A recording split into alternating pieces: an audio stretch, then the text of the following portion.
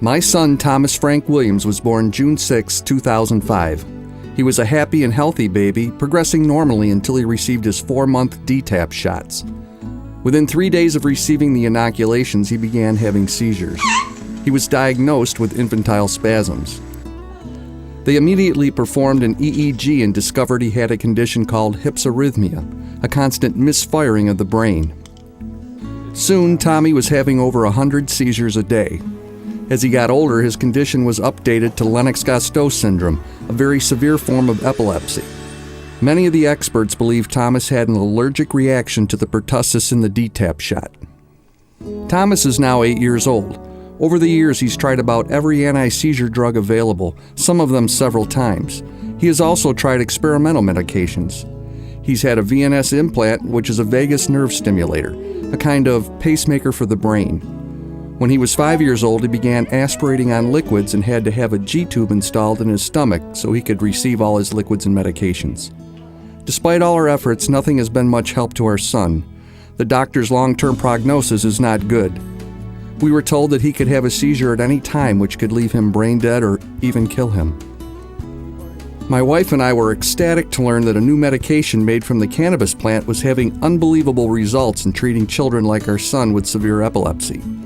A group of brothers in Colorado named the Stanley Brothers had genetically engineered a type of plant that contained almost no THC, the euphoric part of the marijuana plant.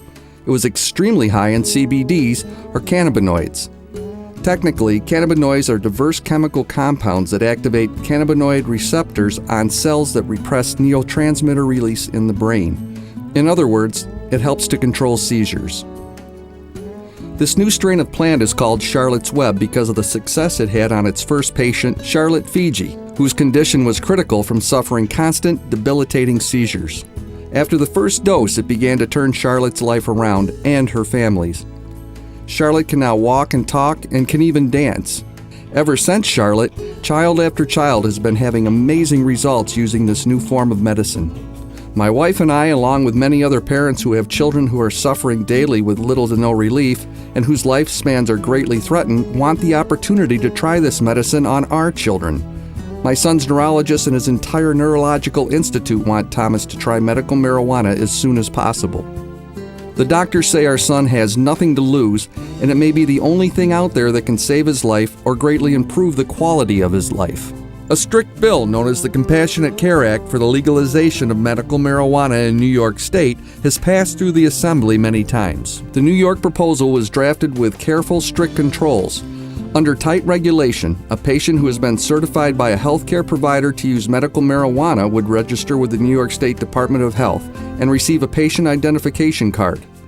Specially approved organizations such as hospitals or community health centers would dispense the medical marijuana to registered patients under the Department of Health's supervision. For some unknown reason, the New York State Senate has refused to vote on legalizing the use of medical marijuana to help so many people who suffer terribly every day. The argument from some that this is a gateway drug does not apply in this case. All prescriptions would have to be written by a licensed New York State physician. Those prescriptions can only be written for the terminally ill or those going through extreme pain and suffering, and for uncontrollable seizure conditions. Some people against it have also said they do not want to see a child smoking it. This medication is given as an oil, either orally or in food or in a pill form such as an aspirin. And to date, there has never been a fatality using medical marijuana, and there has been little to no side effects. The governor has stated that he's in favor of medical marijuana for critical AIDS and cancer patients, but has not included our children.